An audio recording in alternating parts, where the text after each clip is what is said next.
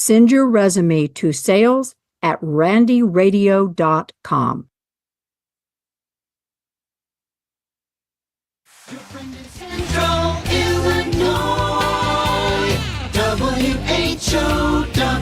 Top of the morning. Thanks for being with us. I'm your host today, Seth Lawrence. The WHOW Morning Show streams to Facebook and YouTube. Brought to you by Peterson Insurance, your Pekin Insurance agent in Clinton. My guest in studio today, DNR Conservation Police Captain John Williamson. Good morning, John. How are you, sir? Good morning. How are you, Seth? Doing good. Last interview with us. Yes. How do you feel about it? Good. I feel good. Yeah. Not that I'm getting out of here and not having to sit here with you, but it's No, just good, that's exactly good in general. that's exactly what you're looking forward to. Don't sugarcoat it. You never have to deal with me and my stupid questions again. John, please! I will just call you to get stupid questions once in a while, just to brighten my day. Now, I am going to need you. It's funny, I was telling this story the other day. I can't remember who it was to. I'm going to need you, whoever from DNR is going to take over for you, I'm going to have to text you when they're coming on and be like, hey, such and such is coming in. Make sure you give them that phone call. Tell folks that phone call story. Didn't Ray called you? Oh yes, the first, yeah. So he handed the story. He retired, handed this over to me, and he would try to. I'm shocked that he hasn't done it in the last little bit. Try to make sure my phones were off, because if not, I'd be getting a phone call during the interview, and my phones would ring during the interview. Well, your first interview, it went off. Did Yes, it not? it did. Oh, absolutely. Yeah, and he had to give you heck a little bit. Yeah. on Oh, that yeah. one, so, but Yep.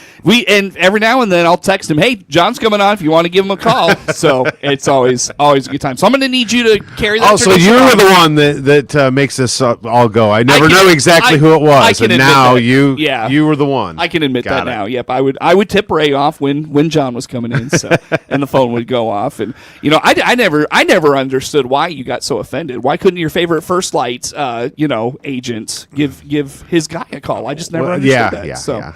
But no, John, it's been good to have you in, and we'll kind of talk about your years in DNR and that stuff as we go along here. But I got to ask, how did hunting seasons go in Central Illinois? So far, so good. We're kind of wrapping up a bunch of them. We wrapped up the regular firearm season and the muzzleloader season a couple weekends ago, and as far as firearm numbers, there was, I think, about 6,000 more deer shot in the state over last year. So it was in the positive. Good reports from hunters. Probably spotty EHD sightings this year because of the dry weather in the fall. We talk about that all the time with the drought conditions. We were really worried about it, but it didn't sound like it hit horrible. But there was definitely some areas that got hit. But overall, a good year. Now, I've got to ask this because I was up at the Farm Bureau annual meeting a few weeks ago, and one of the things that kept coming up from the Farm Bureaus, particularly kind of south in the rural parts of the state, was nuisance deer issues in that they were damaging croplands, from eating there, damaging the like wetlands and stuff. Is this something that's been on DNR's radar at all? Always. It's been that way. In this part of the state, we don't have the really high deer populations like we do other places. So we get a little bit of the they call them deer reduction permits, are what you're able to get to the DNR. So we get a few around here, but not like they do in other places of the state where there's really high deer numbers. So, like, deer around here aren't damaging?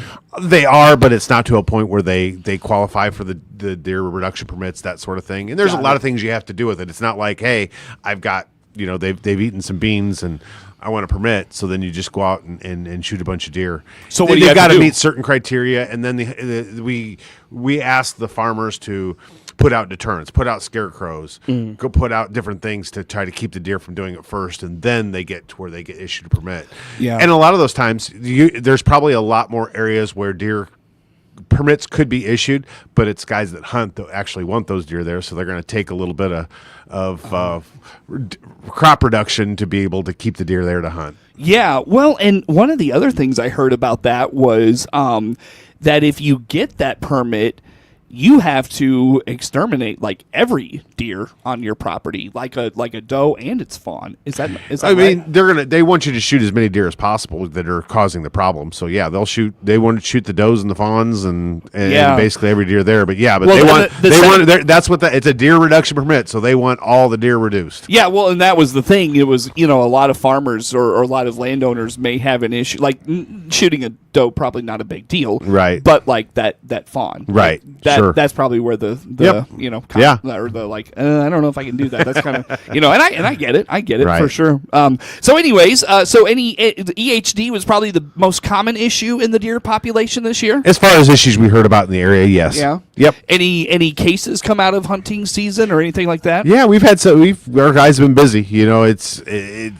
I don't know what it is about some of the firearm season, but normal people that are usually all good, law-abiding people, and then they get to 7 days of firearm deer season, lose their head a little bit. So we ran into some of that. Nothing major this year, which was good. Knock on wood.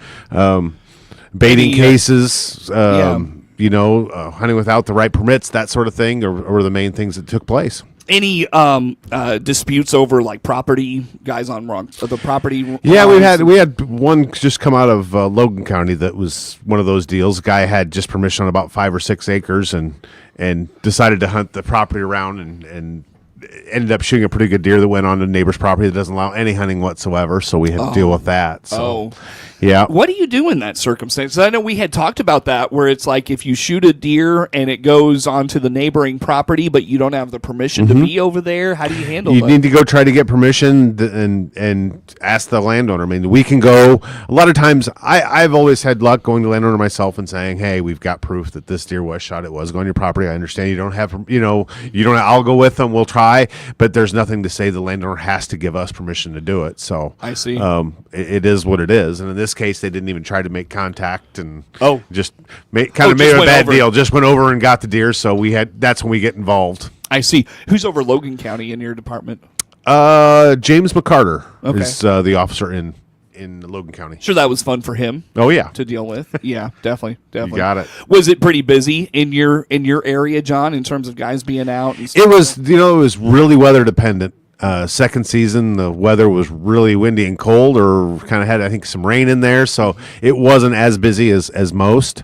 Is that good conditions? That bad conditions? Bad conditions. That's bad. Yeah, that's. I know bad. you want cold. I didn't know cold is good, but windy, cold. It's hard to sit in the stand. It's hard to be out there to hunt, that sort of thing. So tree stand issues this year. Knock on wood, a couple, but nothing here real close. Nothing significant then. Yep. Don't jinx us. We still got a few days left. Don't jinx us. DNR Conservation Police Captain John Williamson in studio with us. Yeah, what's going on? What's left? Oh, we've got deer season archery season goes till the middle of January. Okay. So we've got that going on. Goose season goes till the end of January.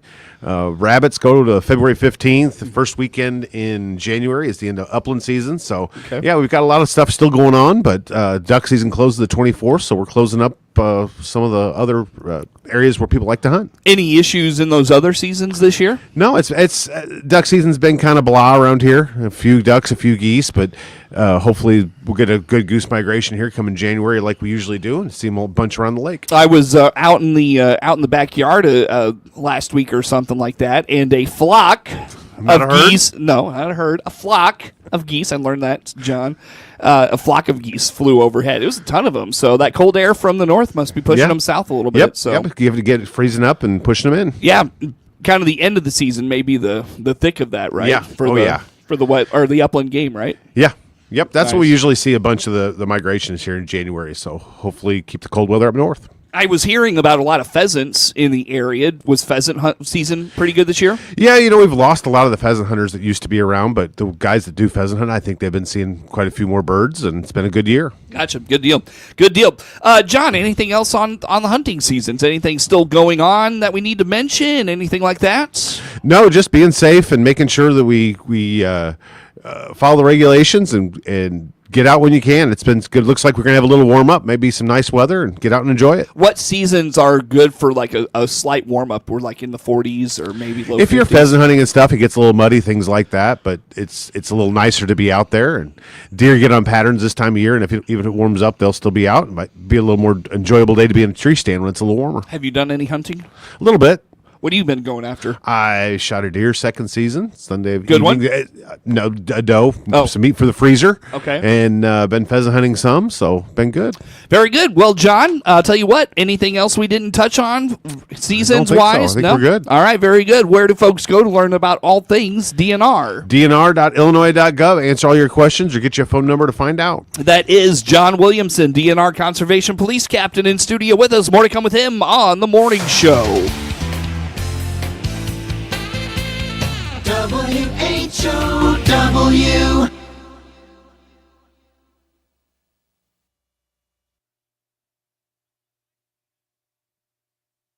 Happy holidays and a happy new year from all of us at Baum Chevrolet Buick. Hi, this is Scott Baum. I just want to take a minute to thank you all for a wonderful year. All of us here at Baum Chevrolet Buick in Clinton and Baum Motor Company in Farmer City appreciate the trust that you and the community place in us to not only help you find the right new car or truck, but also service them as well. We look forward to continuing our promise throughout the holiday season and into 2025. BaumChevyBuick.com, right from the start.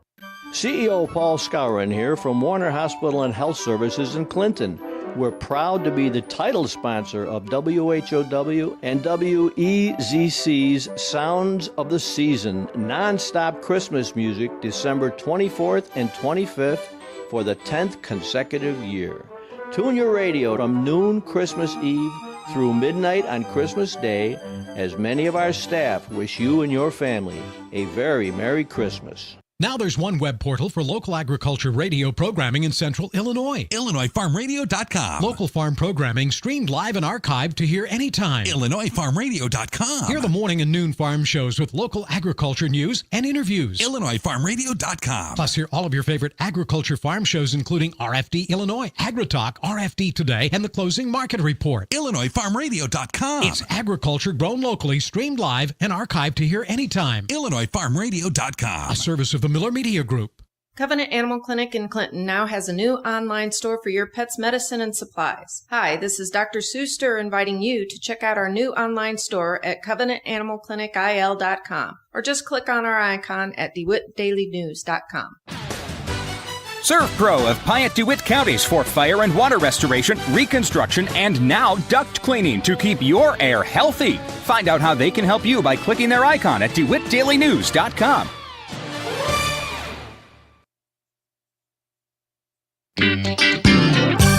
Your friend in Central Illinois. WHOW. Once again, a good morning. Thanks for being with us. I'm your host today, Seth Lawrence. The WHOW Morning Show streams to Facebook and YouTube, brought to you by Peterson Insurance, your Pekin Insurance agent in Clinton. DNR Conservation Police Captain John Williamson in studio with us today. And John, 25 years in the field, and you're checking out, man. Checking out. You know, I had a great career, done a lot of neat things, and now it's time for me to go down the road. What's the coolest thing you've done? Man, there's so much. You know, since I've been here, dealing with the mountain lion in the middle of Springfield, that's one that's going to be high on the list that you think about. Tell us that story. So we get a call from Nebraska Fish and Game, and they're like, "Hey, you might want to know there's a mountain lion that we put a collar on, and we've tracked it to the west side of the Mississippi River, straight across from McDonough County." Okay, thanks. Well, that collar only would shoot back the GPS signal every week, I think it was. And so the next week they give us a call again, like, "Hey, you might want to know that mountain lion's across the river. It's in Illinois." Like, how did you get across the river? It swam, I guess. I don't know. Wow. So that's a heck of a wow, yeah, that's exactly. Whoa. Didn't know they could swim that well. Yeah, but man. There you go. So they kept calling us back every week, and then finally one week they're like, "Hey, you might want to know the mountain lion is on the west side of Springfield." So we get people there, and it's in like a little 5-acre piece of woods in the middle of a bunch of subdivisions. Wow. And they monitored it where it was at, and kept waiting for it to trying to figure out if there's anything we can do. And actually, one evening, some of our wildlife biologists were watching an area, and this thing just walks out. And I would think that this would walk out. He'd be really leery, and like you see a cat stalking out, worried about everything. He walked out just like nothing was going on. He's the apex predator. He didn't care. He just walked out, walked around a pond, then went back in the woods, and we were monitoring him every day and getting there in the morning. Yeah. Well, one morning I get there, and they are like, "Hey, it's moved," and we end up in the middle of an apartment complex. Whoa! And I get there and I'm like, what are we doing here? They're like, I think it's right in one of the backyards. So there's an apartment complex butted up to a line of duplexes. And they're like, we think it's in behind this. There's an unoccupied duplex. There's a shed in the back. We think it's laying behind this shed. Okay, great. Well, we're standing there waiting, seeing what we're going to do. A guy walks out on his porch, the duplex right next to it, drinking a cup of coffee, having a cigarette. And I'm like, hey, sir, can you go back in? And he's probably in his mid-50s. He's kind of like, okay, kind of growl. Kind of like, why am I being told what to do on my own porch? Don't blame him. And they're like, hey, have him look around his backyard. So I'm like, hey, sir. So he turns back around. And I'm like, look around your yard. Do you see anything? And he all of a sudden, he looks to his left, and his eyes get about the size of sausage. He goes, oh, my gosh, it's a lion. Like, hey, I think we found it. So whoa. Ended up getting in his yard. In his yard. Wow. Laying under a little tree, and next to he had some grapevines planted there, and it was just tucked back in there like a cat would. How'd he get back in there? He was jumping those fences, jumped over the fence and went into the back of these things. There was like those 6-foot fences all the way around that. And they could jump that. Oh yeah, easy. Really? Easy. No kidding. Whoa. We were able to dart it, get it out of there. But yeah, crazy. Whoa, that's wild. That's awesome. Yeah. So in Springfield, Illinois, that's where we have our cougar. That's awesome. So tell me where you got started, because I know you kind of went up north and came back to Central Illinois. So I started up in Winnebago County, Rockford area. Okay. How was that?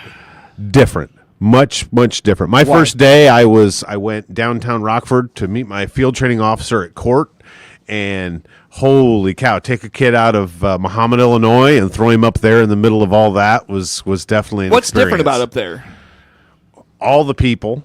You go downtown, homeless people, different things like that. It's something we see more and more now, but then I never realized it certainly didn't happen in Muhammad, Illinois. Right. And different things. And so you just get thrown into an experience you wasn't used to. All nationalities.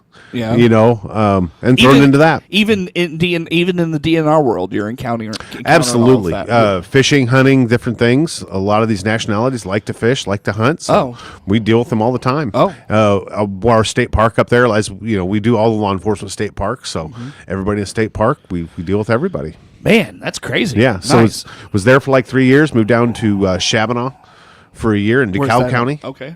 And then DeKalb County. Yep.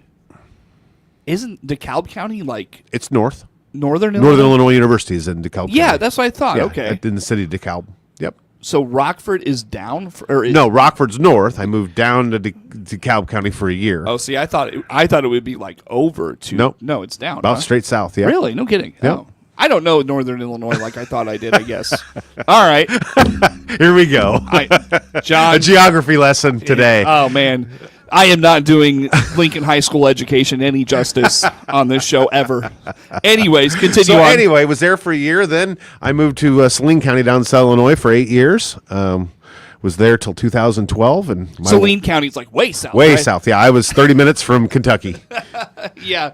So you go from far northern Illinois to southern Illinois. Yes. All right, now talk about the dichotomy of those two places. And then I come back in 2012, I come back to central Illinois. So I've worked basically all three, north to south, and it's amazing how much this job has changed. When I was up in northern Illinois, I was 90% police officer, 10% game warden, just for what we dealt with. Go down to southern Illinois, I'm 10% police officer, 90% game warden. Yeah. And you get to central Illinois, it's kind of a mix. It's kind of 50-50 mix because we've got a big state park. We have a lot of stuff going on there. So it's really, the job changed throughout the state. What'd you think of working at like Clinton Lake, Weldon Springs, the rural areas of like McLean County? I'm sure you've been through all of those places. What's it like? It's great. But you talk about rural places. When I was down in Saline County, I could drive for 45, 50 miles and not hit a stoplight. I mean, it's go from leave my house and get to the Ohio River and hardly see 10, 15 houses. So that was the really rural area. Up here is easy. I mean, it's all gridded roads, everything else, and around here you can't hardly throw a rock without me hitting some family. So I was back home. Sure. Well, and so with that, of course, you've got. I don't know if you're. I hope it's all right to say this. You've got your son is in DNR now, which is I'm sure that's pretty cool. Oh, that's really cool. This is something he talked about doing early on, and then he came on, got out of college, got hired at Mahomet PD, and I wasn't sure he would leave there, but he decided he wanted to try it and came over with us, and that's one reason I have to leave. There's only room for one Williamson. We can't have two. So with your time and his ability to just go from Mahomet PD to Central Illinois DNR. That's a little different than it used to be too, right? Yeah, he got lucky where you drew out, so he was able to draw a county close. He drew better than I did. I was towards the end, so I had to go to Rockford. So, Is that just a tribute to the fact that it's difficult to find DNR officers anymore? Yeah, it's Ben Lowers and I, Chief Lowers and I were talking about this the other day. We have never had the problem that local agencies have had with hiring. We've always had a decent pool, and all of a sudden the last two classes we've had a really big pool to hire from. So we're getting back to closer to where we were before all the hiring. It was tough to hire police officers, that sort of thing. So we're getting back into it. We're doing pretty good about candidates. Yeah, good deal, John. Well, anything else on 25 years, how things have changed? Talk about how old you are, anything like that. We haven't touched on yet. Hey, 53, get to retire. I'm pretty excited about that. Hey man, I'll tell you what, that's pretty awesome. Yeah. It really is. Yeah. I'm happy. Ray beat me by 3 years, so there you go. Well, he was 50, but that's what it is. Not everybody can beat Ray Witches. That's right. That's right. There's only one of those guys. I don't have the hair. Exactly. So there you go. But it's been great. Thank you for letting me come on and do this with you for quite a few years since Ray gave it up. Despite asking you stupid questions all the time, I really enjoy talking to you, John. There you go. It's a lot of fun. So I'm gonna miss this. I'm gonna miss talking about the Cubs and the Mets and both of us belly aching at how bad our teams are. There you go. But no, I if you ever need something, want to do something, hit me up. You got my number. We'll do it. All right, John. Hey man, congratulations. Thank you. Yeah, appreciate you doing this. John Williamson, DNR Conservation Police Captain, our guest in studio today. The morning show streams to Facebook and YouTube, brought to you by Peterson Insurance, your Pekin Insurance agent in Clinton. Network news on the way.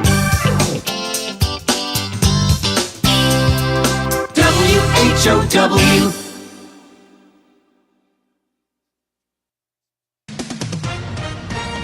With SRN News, I'm Rich Thomason. President Biden has commuted the sentences of 30